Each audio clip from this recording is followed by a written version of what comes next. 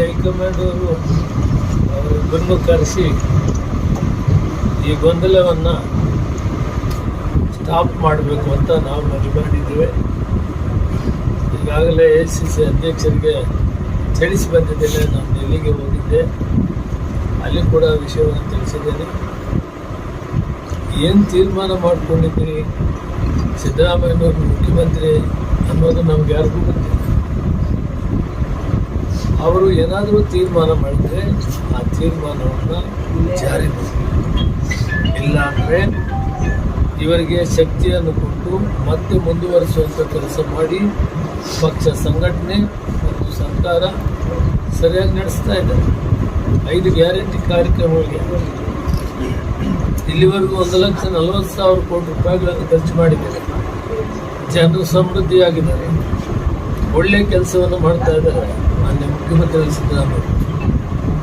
ಆದ್ದರಿಂದ ಈ ಗೊಂದಲವನ್ನು ಪರಿಹಾರ ಆದಷ್ಟು ಬೇಗ ಮಾಡಬೇಕು ಅಂತ ಬೆಳಗ್ಗೆ ಕೂಡ ನಾನು ಮಾಧ್ಯಮದಲ್ಲಿ ಹೇಳಿದ್ದೇನೆ.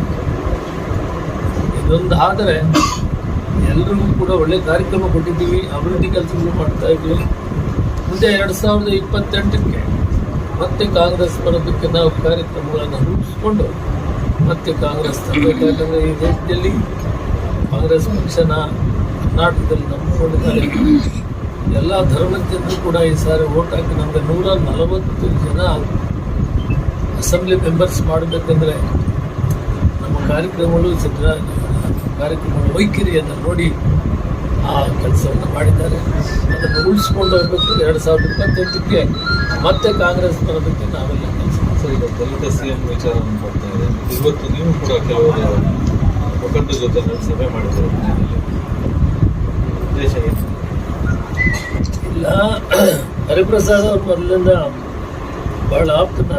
ನಾವು ಡೆಲ್ಲಿಯಲ್ಲಿದ್ದವರು ಇಬ್ಬರು ಅವ್ರ ಪಾರ್ಟಿಯಲ್ಲಿ ಕೆಲಸ ಮಾಡಿದ್ರು, ನಾನು ಸರ್ಕಾರದಲ್ಲಿ ಕೆಲಸ ಮಾಡ್ತಾ ಇದ್ದೆ. ಅವರು ಹರಿಯಾಣ ಇನ್ಚಾರ್ಜ್ ಆದಮೇಲೆ ಮತ್ತೆ ಇಲ್ಲಿ ಬಂದಿರಲಿಲ್ಲ.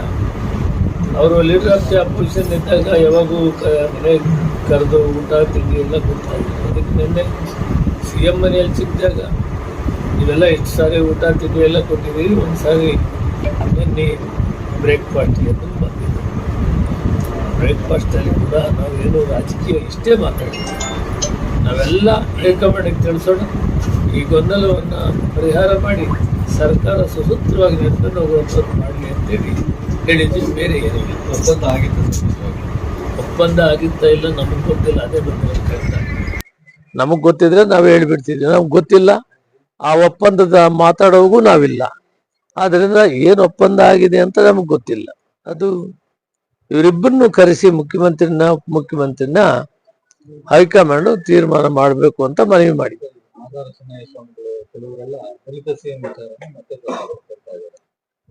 ಏನಪ್ಪ ಈ ದಲಿತ CM ಇವತ್ತಲ್ಲ, ಮಲ್ಲಿಕಾರ್ಜುನ್ ಖರ್ಗೆ ಅವರು PCC ಪ್ರೆಸಿಡೆಂಟ್ ಆಗಿದ್ರು, CLP ಲೀಡರ್ ಆಗಿದ್ರು, ಮಂತ್ರಿ ಆಗಿದ್ರು. 50 ವರ್ಷ ಮುಗಿದು 55 ವರ್ಷಕ್ಕೆ ಕಾಲಿಡ್ತಾ ಇದ್ದಾರೆ. ಇದು ಕೇಳಿ ಬರ್ತಾ ಇದ್ದೇನೆ. ಆ ಸೀನಿಯಾರಿಟಿ ನಮಗೂ ಇಲ್ಲ.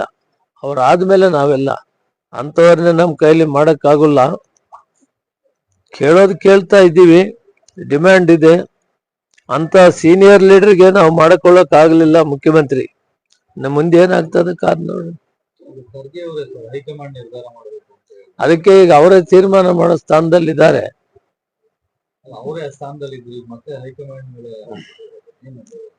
ಹೈಕಮಾಂಡ್ ಅಂದ್ರೆ ಅಧ್ಯಕ್ಷರು ವಹಿಸ್ತಾರೆ, ಸೋನಿಯಾ ಗಾಂಧಿ ಅವರು ಇರ್ತಾರೆ, ರಾಹುಲ್ ಗಾಂಧಿ ಅವರು ಇರ್ತಾರೆ, ಇನ್ಚಾರ್ಜ್ ಜನರಲ್ ಸೆಕ್ರೆಟರಿ ಇರ್ತಾರೆ, ಮತ್ತು organising general secretary Venugopal, Surjewala, Rahul Gandhi, Sonia Gandhi ಮತ್ತು ಅಧ್ಯಕ್ಷರು ಸೇರಿ ತೀರ್ಮಾನ ಮಾಡ್ತಾರೆ. ಇದನ್ನ ಅದು ಏನ್ ತೀರ್ಮಾನ ಮಾಡ್ತಾರೋ ಬೇಗ ಮಾಡ್ಬೇಕು ಅಂತ ಒತ್ತಾಯ ಮಾಡಿದ್ದೀವಿ.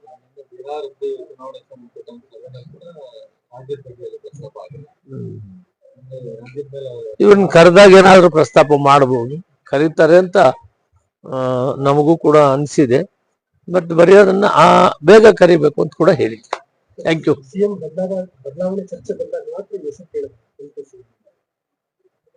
ಇಲ್ಲ, ಉದ್ದಕ್ಕೂ ಕೇಳ್ತಾ ಇದ್ದೀವಿ. ಖರ್ಗೆ ಇದ್ದಾಗ ನಿಂಗೆ ಕೇಳ್ತೀವಿ, ಕೊಟ್ರ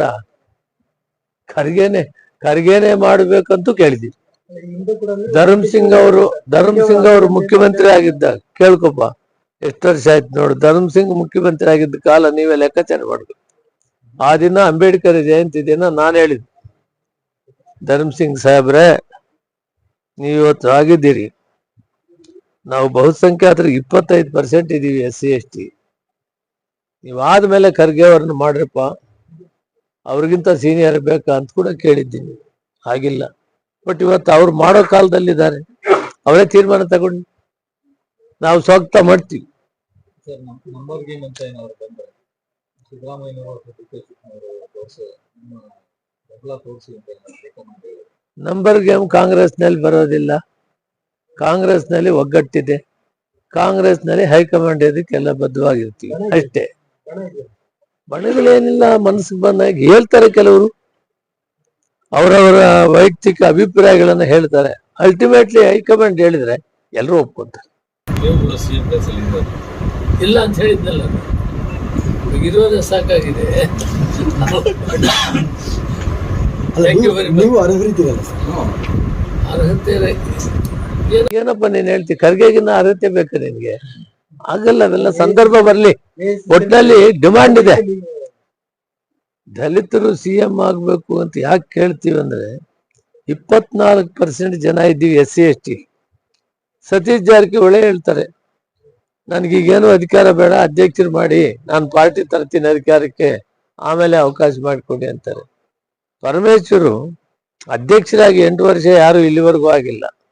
home minister, deputy chief minister ಆಗಿದ್ರು ಅವರು. ಈ ರೀತಿ ಇದ್ದೀವಿ ಸೀನಿಯರ್. ನಾನು ಕೂಡ ಖರ್ಗೆ ಅವರಾದ್ಮೇಲೆ ಪಾರ್ಟಿಯಲ್ಲಿ, ರಾಜಕೀಯದಲ್ಲಿ ನಾನು ಕೂಡ ಸೀನಿಯರ್ ಇದ್ದೀನಿ. ಆದ್ರೆ ಹೈಕಮಾಂಡ್ ತೀರ್ಮಾನಕ್ಕೆ ನಾವು ಬದ್ಧವಾಗಿರ್ತೀವಿ. ಎಲ್ರಿಗೂ ಆಕಾಂಕ್ಷೆಗಳಿರ್ತೇವೆ, ಆದ್ರೆ ತೀರ್ಮಾನ ಹೈಕಮಾಂಡ್ಗೆ ಬದ್ಧವಾಗಿರ್ತೀವಿ ಶಿಸ್ತಿನ ಸಿಪಾಯಿಗಳಾಗಿ ಕಾಂಗ್ರೆಸ್ ಪಕ್ಷದಲ್ಲಿ. ಯಾಕಂದ್ರೆ ಆ ಪಕ್ಷದಲ್ಲಿ ಬೆಳೆದಿದ್ದೀವಿ, ಆ ಪಕ್ಷ ಆಶೀರ್ವಾದ ಮಾಡಿದೆ, ಅದರ ಹಿನ್ನೆಲೆಯಲ್ಲಿ ನಾವು ಕೆಲಸ ಮಾಡ್ತಾ ಇದ್ದೀವಿ. ಅವ್ರ ತೀರ್ಮಾನಕ್ಕೆ ಬದ್ಧವಾಗಿರ್ತೀವಿ. ಅಧ್ಯಕ್ಷ ಸ್ಥಾನ ಅವ್ರು ಏನ್ ಕೊಟ್ಟರು ಮಾಡಕ್ ತಯಾರಿದ್ದೀವಿ. Thank you very much.